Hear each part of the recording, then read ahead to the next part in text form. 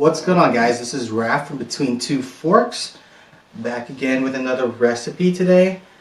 So we're going to be doing two things today. First off, we have this beautiful Smithey cast iron skillet. This is a number 12. Thank you, Smithy, for sending this over. We're going to be seasoning this baby today with a recipe. So Isaac Morton, the owner of Smithy, actually recommends a ground beef and onion dish for the first recipe to help get a really good seasoning on this beautiful polished surface. So what is one thing that contains both beef and onions? A cottage pie. A cottage pie, also known as a shepherd's pie, the main difference being shepherd's pie having lamb in it and cottage pie just being pure beef. So today we're going to be making a cottage pie. I will have keto substitutes and paleo substitutes in the recipe that I'm making, so that way for those of you that are keto and for those of you that are paleo, you guys will have the options to make this recipe that is suitable for your diet. So before we get started on this delicious cottage pie recipe, I want to talk about one particular ingredient, and it is the potato. So let's talk about why I like using red potatoes. I like using red potatoes is because I just like the taste of them, honestly. And I like to mash my potatoes with the skin on, and the red adds a little bit of color and it looks prettier. And I also like the texture of the skin inside the mashed potatoes. But of course, to each their own. If you like russet potatoes peeled, unpeeled, totally up to you. Any kind of mashed potato will work. Okay, so another thing that I want to touch on is the keto and paleo portion of this. So let's touch on keto first. Keto potatoes don't match, right? Because potatoes are way too heavy in carbs. So for those of you that are keto, feel free to use a cauliflower mash, and it works perfectly fine in a cottage pie or a shepherd's pie. I've done it before and it is extremely delicious.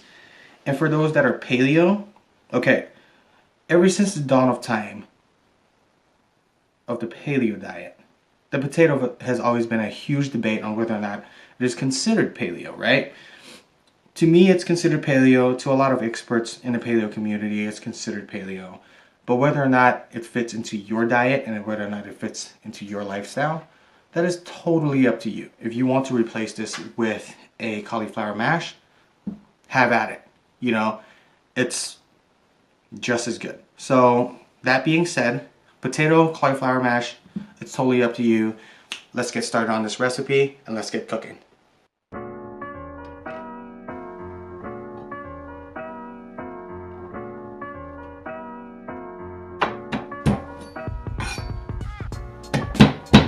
Okay, so one thing I want to mention about this Smithy is that it has such a thin blade that it makes transferring the power from your palm to the garlic really easy. So that's really nice. Still waiting on Amazon to deliver my new tripod, so.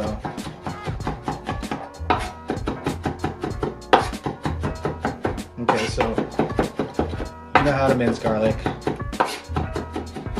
Not rocket science there. Just make sure you keep your fingers clear from the blade, so that way we don't mince your finger instead of the garlic.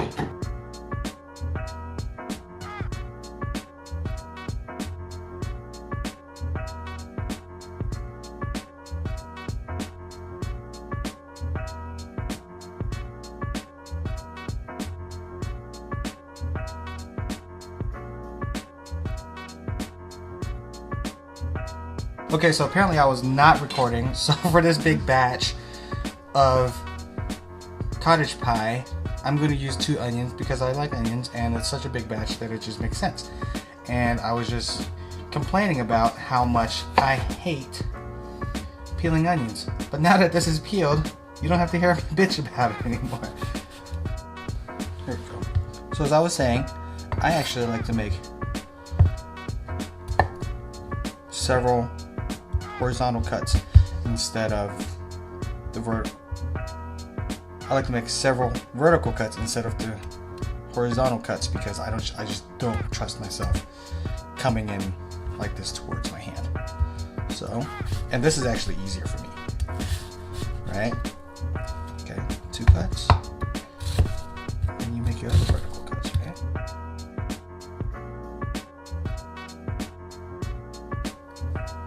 I am about to start seasoning the Smithey. I am actually preheating the skillet at the moment on about medium heat. I'm gonna get this nice and warm. Drizzling a little bit of lard that I get from a local farm. I like using lard because it cooks a lot better, for me at least. It's much better heating point, smoking point, sorry, has a much higher smoking point, and you know, especially cooking on a cast iron skillet, you'll want something like butter or lard of that sort because the skillet gets really hot most of the time, so then it retains the heat.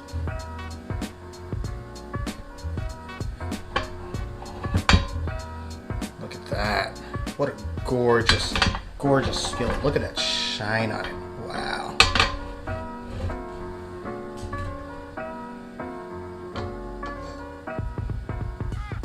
Garlic. God, that garlic smells so good. Okay. 1 onion. I actually decided against using 2 onions.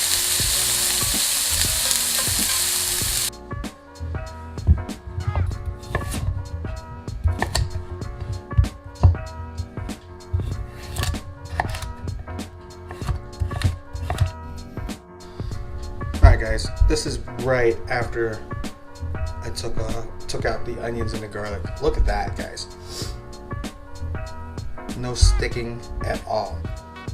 Ground beef. This is 85% lean ground beef. You can use something that's a little bit leaner. I like using a little bit of a fattier cut right now because I'm trying to season this skillet. Also, I like the texture of 85 compared to like something that's super lean, like a 93, like a 95. It just kind of starts tasting like wooden pellets to me. So I prefer the 85. But of course, if you're cutting, if you're trying to lose weight and you need leaner meat, completely understandable. Whatever suits your diet, all good. Get this beef in there.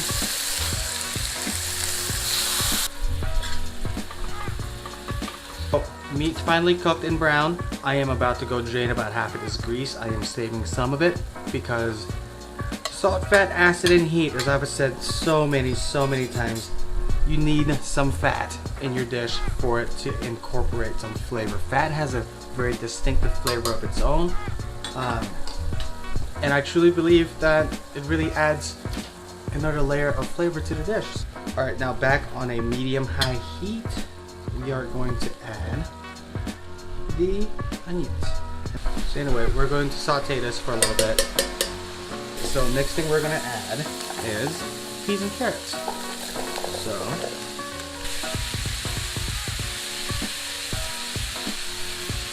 I am not a huge fan of rosemary, so I'm not going to add a lot to it. This is probably about 1/4 to 1/2 teaspoon of it. Fresh ground black pepper. Fresh ground black pepper. Holy shit.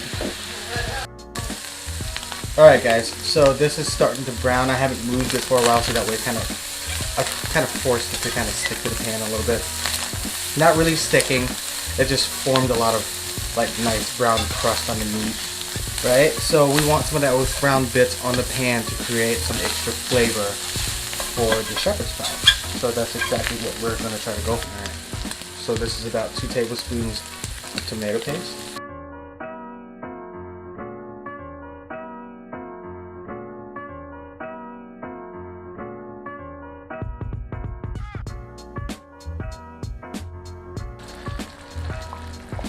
dash of Worcestershire sauce. I'd say this is about a tablespoon to 2 tablespoons. 3 pieces of bay leaf to the dish. Just simmer on medium, low heat. I really prefer using cornstarch as a thickener because it's one of the best thickeners out there. But of course, for those that are paleo or keto and things like that you don't use corn, find your own thickener. You know, paleo, you can feel free to use, you know, arrowroot starch, you know, tapioca starch, cassava flour, whatever floats your boat. And then of course, as I said earlier, for the keto people, you can use, you know, any kind of xanthan gum or things like that. Alright guys, so let's get started on this mashed potato. So this is a thing that both Devin and I came up with, and she actually already started on the mashed potato for me because she is the best. And if you guys haven't checked her out, this is a shameless plug. Go check out her channel at Dee Crowley. She is a fantastic writer. She writes for multiple websites. And go check her out. Give her a thumbs up. Subscribe to her channel. It'll mean a lot to me. It'll mean a lot to her. So anyway, back to the recipe. The thing that we use is, can you guys see this at all? I'm sorry, this is a little out of focus. Tweak the focus a little bit. Smoked Gouda. So smoked Gouda is what we add in place of Parmesan for a lot of people that add it to their mashed potato. Paleo people, too bad for you. You can't have smoked Gouda. I know you're probably thinking too bad for me, but I don't think so at all because I love cheese. And for keto people, you can definitely use smoked Gouda in place of Parmesan. Imparts a very nice smoky flavor, and I actually like the taste of Gouda better anyway.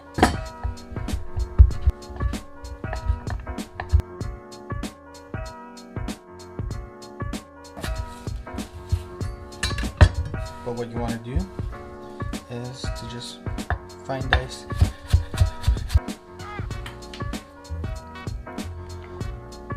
Gouda.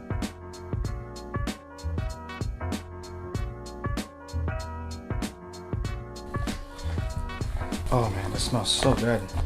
Now it needs a little bit of butter, a little salt, a little pepper, garlic oil, of course, just a drizzle. Okay. A little bit more cream.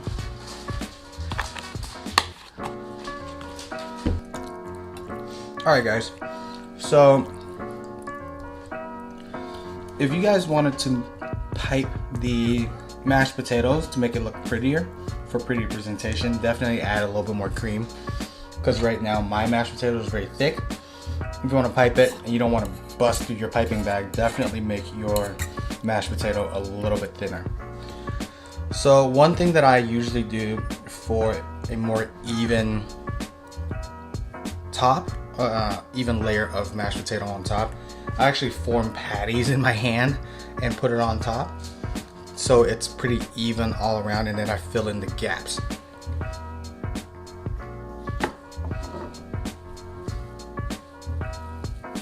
So of course, make sure your dirty mitts are clean before you start forming these patties. So as you can see here, I'm just gently forming the patties and then laying it on top.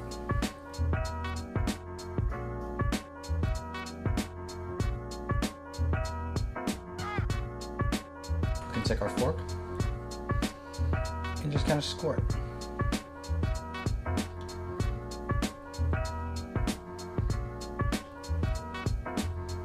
Do you see how gorgeous this cottage pie is?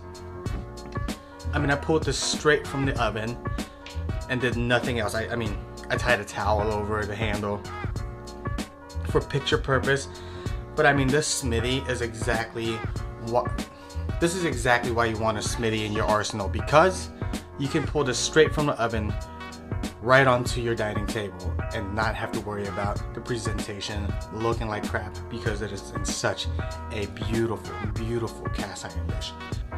Alright guys, I am ready to dig into this.